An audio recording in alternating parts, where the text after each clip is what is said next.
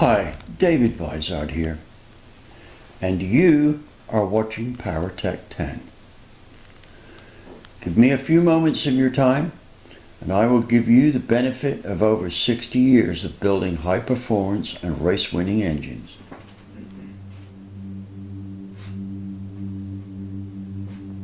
So what's on the agenda for today?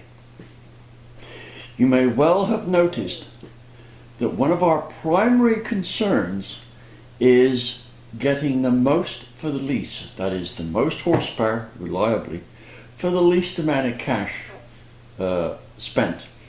Now, I've had quite a few people ask me, what can we get without spending a fortune on cylinder heads? And when I say a fortune, I'm talking about $1,000 up. That's for a complete cylinder head.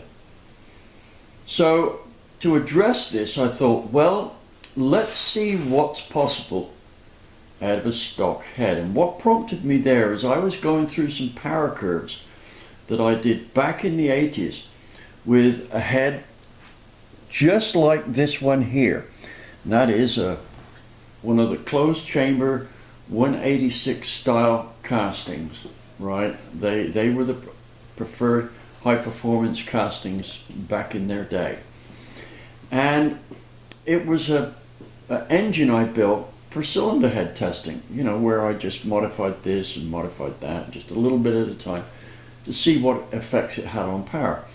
And I looked at the final results and I thought, wow, these are pretty good.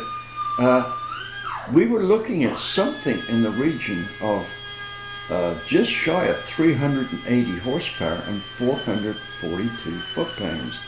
Now, all of this came together in a, how shall I say, an idea.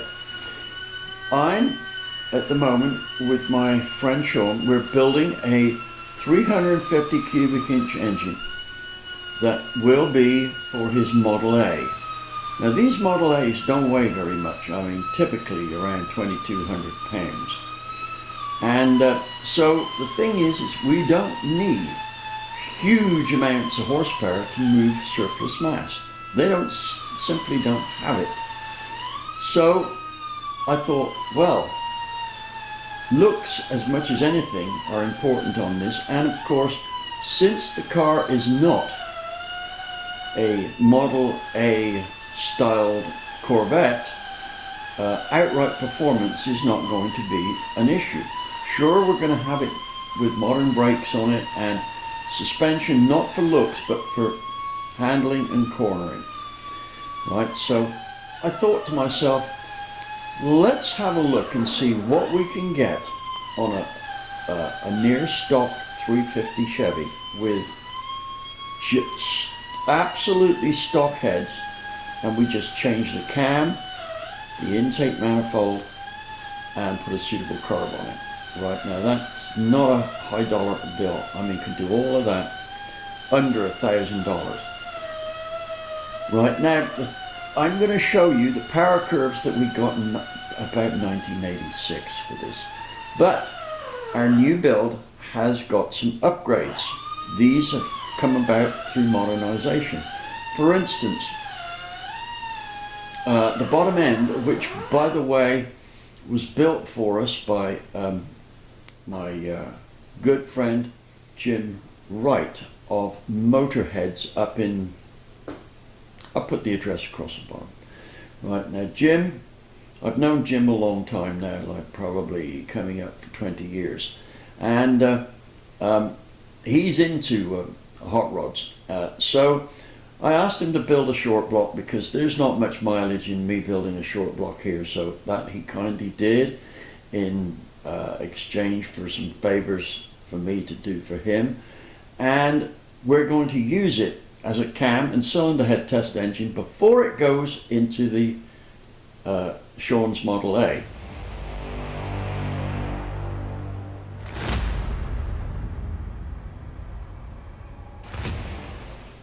Before we get too far into this low buck 350 Chevy expose, I need to tell you something up front. so that, and the point is that I don't want this goal to be lost in all the data and small moves to increase power on a rebuild that I'm going to give you. The essence of this build is that we take note of the numbers 107 and 108. That's the lobe centerline angle we must have our cam on if we're going to build a stock headed 350 small block Chevy with a compression ratio of between about 9.5 and 10.5 to 1. Let's say you want to do this on an absolute budget. Then if you've got a small block Chevy that's in good condition, if it's a roller cammed block, then you can upgrade that cam for a cost as little as about $80. If it's a flat tappet cam, well, you need to be looking at a cam from Howard's that's guaranteed, a flat tappet cam that's guaranteed not to go flat, or a cam from Comp that's hardened. Don't go in anywhere else. If the cam's much more aggressive than stock, you'll need to go with the stellite faced lifters. So, for about the price of a gasket set, a lot of hard work, and a cam on 107 or 108 lobe centerline angle that's streetable, you can increase the power output by about 60 or 70 horsepower and bump the torque up by 60 foot-pounds. That's well worth having.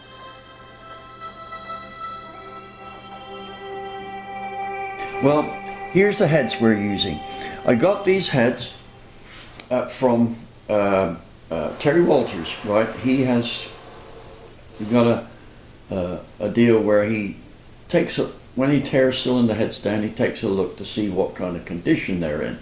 If they're worn out, he'll throw them away. But he had these set of heads here, which from the oil in them, it looked like they had regular oil changes. And so I got these heads, checked them out, and the guides and seats do not need any work other than just clean them up and lap the valves in.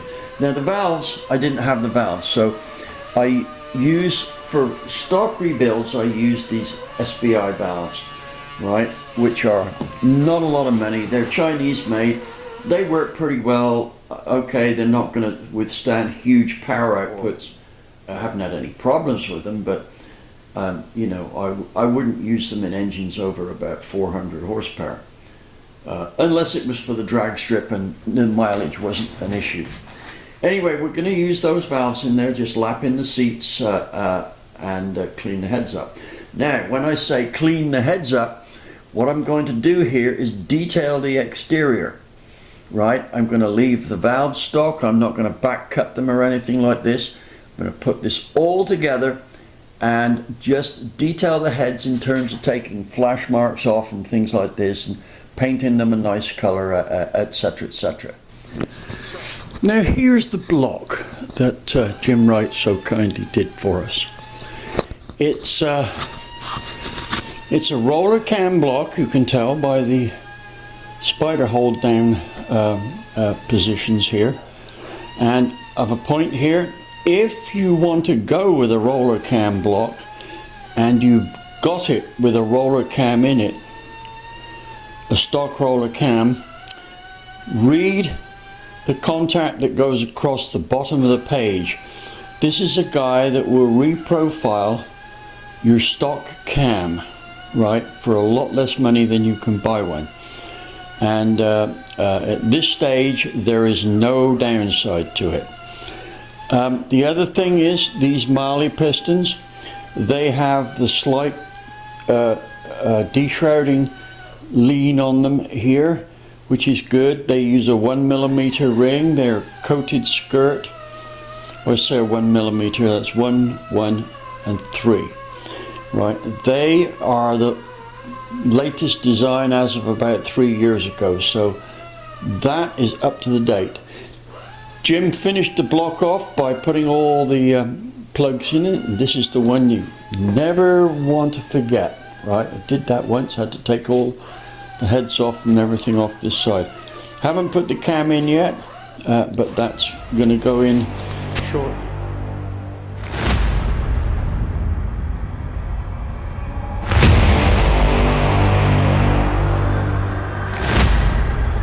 Now a few words on dampers.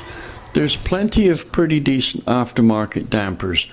The one that I'm going to recommend here is the stock 8-inch 400 small block damper. Right, this is the heaviest and largest diameter damper out there. Right, and if you are going to use a stock damper, the engine will run smoother and will make slightly more power on that bigger damper. This is not my guesswork here. I've dyno tested it so that I know. One more point as well. The connecting rods. These are the late model connecting rods in here. That's the 5.7 inch long powder metallurgy rods that are very strong. So this bottom end here, although it's not for a particularly high output engine, it's good to 7,500.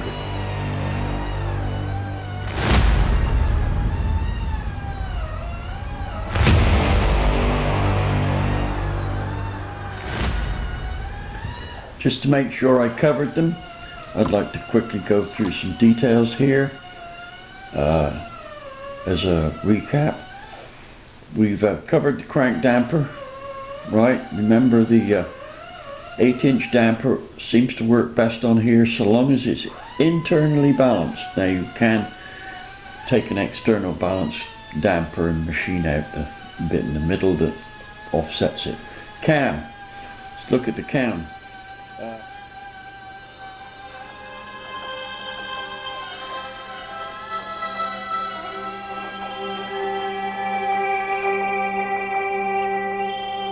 There's not a lot of difference. For a like spec of cam, the roller cam is not going to deliver any more valve area, opening area, than the flat tappet cam. It could be close, but certainly at 270 degrees of duration, the flat tappet cam almost certainly is going to deliver better power. When you're speccing the cam out here, it's important to make sure that the one entity that is absolutely essential when using heads like this to get the best out of them is to use them on the right lobe centerline angle. Here's the deal. If you turn out to use a roller cam, put them on a 107 degree lobe centerline angle. If you're using a flat tappet cam, 108.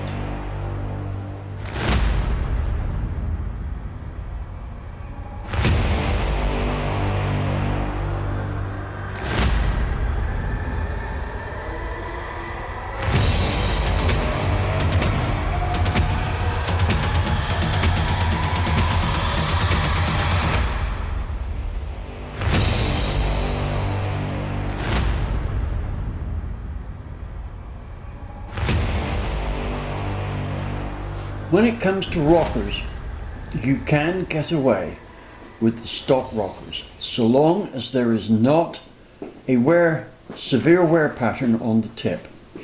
If there is and you're good at dressing things up with a file and sandpaper, you can fix it. I've done it many a times, but I'm pretty damn good with a file, that's for sure. And I've only done it just for a dyno test with good oil in it, and I know it's going to last the dyno test without any appreciable change. However, you should be aware that the stock rockers, although they're advertised at 1.5, are very rarely anywhere near that. About 1.44 to about 1.46 is more normal. Now, some replacement rockers are a better deal than that. If I'm going to replace some rockers, I will use the Crane ones or the PRW ones, because the stock ones, that is the stock 1.5 ones, are much nearer 1.5. In fact, if I remember rightly, both of those are a bit over 1.5. Something like 1.52. However, you're better off with 1.6 rockers, right? And since the cam that I'm going to recommend is probably a single pattern or only just slightly more exhaust timing than intake, a set of 1.6s all round will work. And the two brands that I recommend, the two types I recommend here are from PRW, and they're as follows. The first of my PRW rocker recommendations is a low buck item. It's for a 3/8 stud, it's nitro hardened, and it has the extended slot for higher lift cams. Our second PRW rocker is a cast stainless rocker with a roller tip. These are very robust. They have extremely good off the seat ratio, which is good for power output.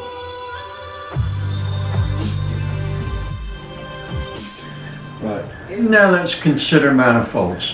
What would I use? I think I've tried pretty much every two-plane manifold for a small block Chevy.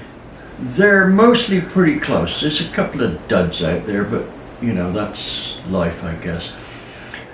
Two choices. The Holley two-plane manifold or the Edelbrock air gap manifold. Now the air gap manifold produces a little more top-end horsepower, whereas the Holley manifold, which does not have a divided plenum, makes a little more low end. Take your pick. Now you really do need to take note of what I'm about to say here. Edelbrock Performer air gap works extremely well here. Having said that, it works extremely well with a carburetor which atomizes the fuel well without the necessary heat pad that most manifolds have. So when you put a carburetor on, make sure that it is not a straight leg booster. Two carbs I can recommend here: a 650 vacuum secondary Holley or a 650 vacuum secondary quick fuel carburetor. Right, both of those will work very well. So stick to one or other of those.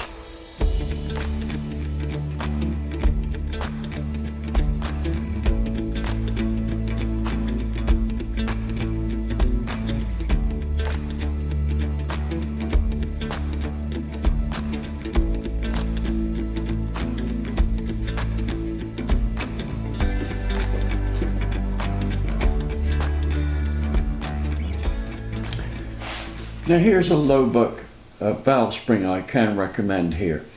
This spring, in spite of the fact of only costing a little over $2.50, works very well. That spring, with just 110 pounds of preload on the seat, will handle 580 thousandths lift. Now that's good. But better yet, because it's a smaller diameter spring, it tends to have a higher resonant frequency. So at the end of the day, for a plain old simple cheap spring, it gives pretty good valve control all the way up the rev range, so long as you've got a decent cam profile. This actual spring is a PBM 3000. And it's available from Urson, or you can probably get this from Jegs or Summit, as it's a fairly widely used spring there. If you use the high lift rockers instead of the stock 1.5s, the lobe centerline angles that I quoted for both the flat tap and the roller need to be widened about 1 degree. So, and I think that's it. So let's look at the detailing on the cylinder head itself. Here we go. Because these heads are primarily intended to go on a low buck street rod motor, I did some detailing on the head castings to just make them look that much nicer. Flash mark taken off here, rounded off nicely, right here and here. This was properly shaped here. The flash marks on the castings were cleaned down to the base surface, and the other end of the casting was cleaned up, and here a couple of detail bits on the end of the casting, but you should get the point from that. Here I'm masking up the cylinder head. The first thing I'm going to do is to paint this with electric armature paint. Here I'll put the source of this across the bottom. The reason that I'm painting this is that this head has been shot blasted, so I'm going to seal in the casting just in case there's anything left from the blasting process. Shouldn't be. I've washed it very thoroughly, but I never take a chance on that. One thing I should say is a thick coat on here is not what you want. You need to fog this on. So let's get to this masking process. To mask the bolt face, I just put an appropriate size washer on there. For the spring seat, it's just a similar technique to the bolt holes. Just put a spacer under it. Now, we do need to mask the tops of the valve stems so that we don't get paint on there, because it's not good for putting on and getting the best grip from the oil stem seals. So here I've got an old valve stem seal. So just push that on there and it covers up the relevant parts, right? If you don't have a valve stem seal, hey, you're going to have to mask it. As for the studs, you need only mask the threads themselves. Right, a little paint on the rest of it is not going to hurt anything in particular. Right, there we go. Just continue and do the whole lot like that, and we're ready to paint the interior of the cylinder head. Okay, time for a dab of paint. When it comes to this electric enamel paint, you need only fog it on. Right, a couple of light coats like this.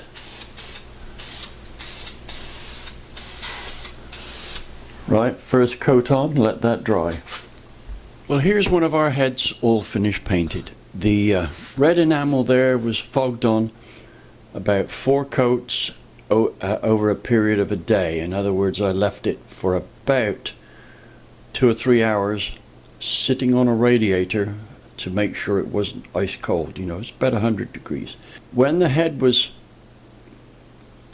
both heads were done with the electric enamel, they were put on a radiator at a temperature of about 150 and left for 4 or 5 days for it to cure. It's now hard. This here is primer, then about 3 coats of color.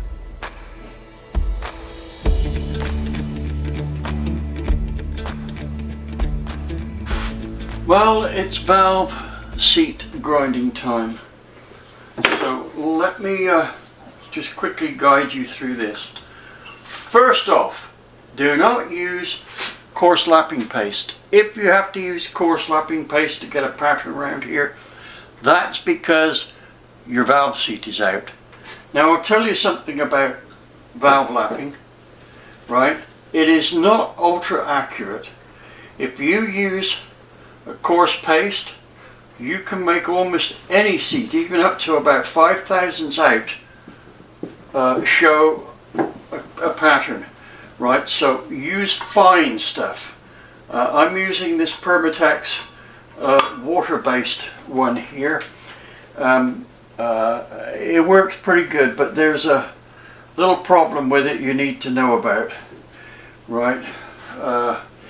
If you just wipe it off after you've lapped the valve in, next day you'll find the seat rusty. So you will need to WD-40 it down. Now let's have a look at the pattern we've cut here.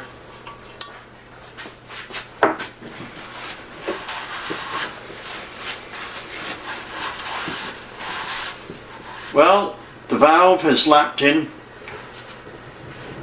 perfectly, and the seat is showing a similar pattern there, so that is good up to a point. But we're not done. We've got to check to see that it is actually sealing. So this is how we do that. Now, to make sure we've lapped our valves in properly, we're going to need some of this Prussian blue. As simple an operation as this is, I've seen it done incorrectly, grossly incorrectly, on at least 2 YouTube videos. Now, what we're going to do here is, well, let me tell you what I saw done wrong.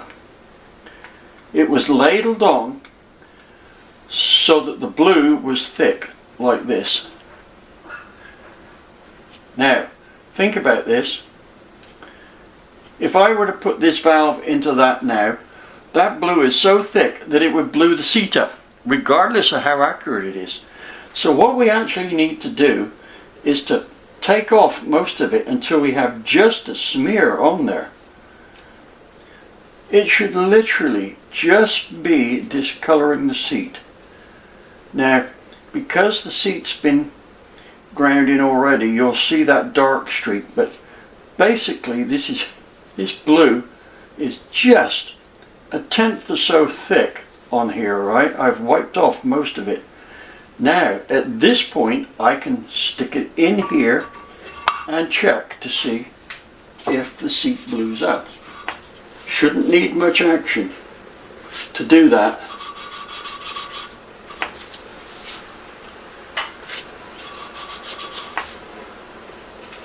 Let's see how that's looking there. Perfect. Let me show you a close-up.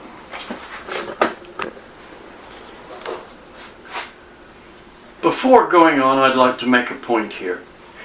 If you are going to rebuild a set of heads like this for your hot rod, a regular rebuild or whatever, then there's more power to be had by back cutting the valves and cutting an angle at the bottom of the seats. You'll see where that is when you blew them up. You'll see the seats rather wide. The reason I'm not doing that is I need, for the purposes of seeing the differences, a set of absolutely near perfect stock heads. No modifications. Well, here we are, all the valves lapped in and checked with blue. Now it's time to do the springs.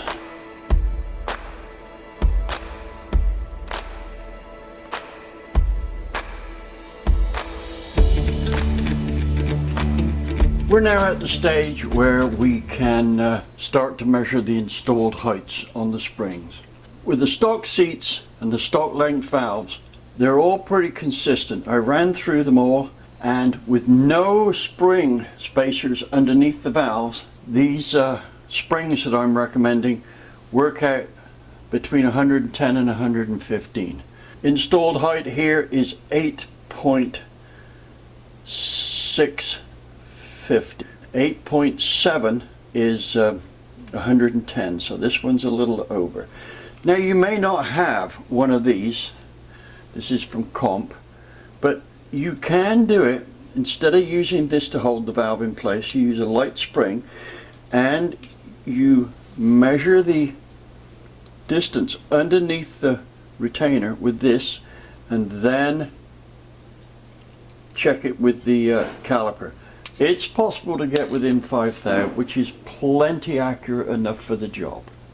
First job when assembling cylinder heads is to make sure that the valve stems and the guides are properly lubricated, and grease is the best deal for the job here. First, you grease it and put it through on the installed side Then remove it, take off the excess grease on the stem at the bottom part, and then we're going to do the same thing but from the other side of the head, just to make sure it's all nicely lubed. Just put the exhaust in here. Right. Okay, now time to turn it over. Turn the head over like so. Re-grease the valves and slot them all through like this. They should now be adequately lubed. And by the way, I use a high temperature lithium grease here to get the job done, as that stays on the job longer. With all the valves in place, put plenty of grease on prior to installing the oil seals. What we're going to do here is we're going to trap a fair amount of grease so that the initial lubrication is well taken care of. We're going to trap it between the top of the guide and the oil stem seal. Next move, install the oil stem seals. Right. Note the seals, the type of seal I'm using. You don't need to put a sleeve on, right, because the seal is far from delicate.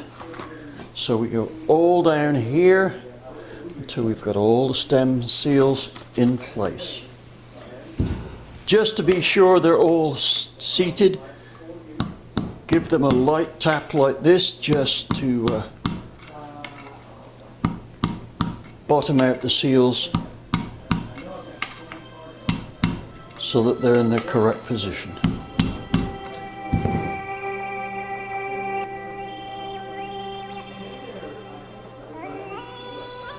Well, we are at the assembly stage here, and this all may look a little different to what you may expect. Normally I would be using my Goodson spring compressor to install the springs and retainers. However, arthritis is overruling that, so I'm using what can best be described as a gross overkill of a spring compressor here. Let me just zoom back here and you'll see what I mean. Milling machine. Right, so back to our focus here.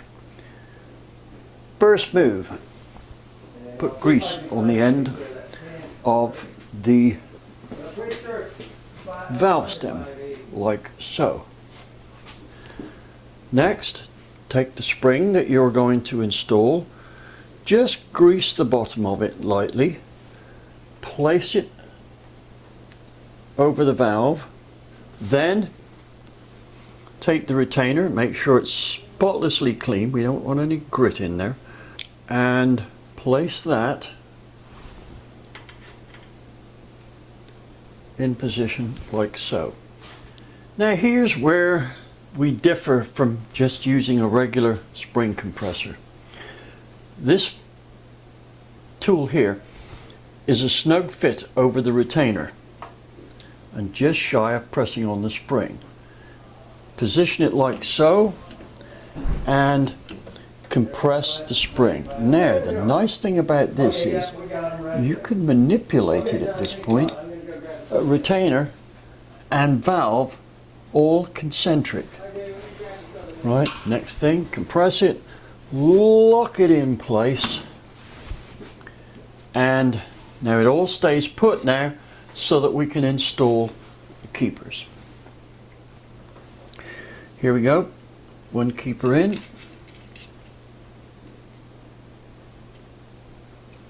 like so, the other keeper in,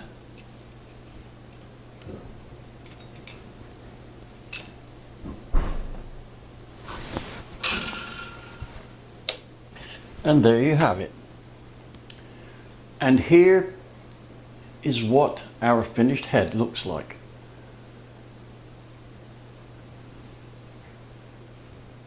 Well, there you have it. Hopefully I've given you at least 10 moves that are rarely, if ever, talked about, like the damper, like the booster and the carburetor, etc. So, if you liked what you saw, please subscribe, like, comment, and share. Now, one last point here.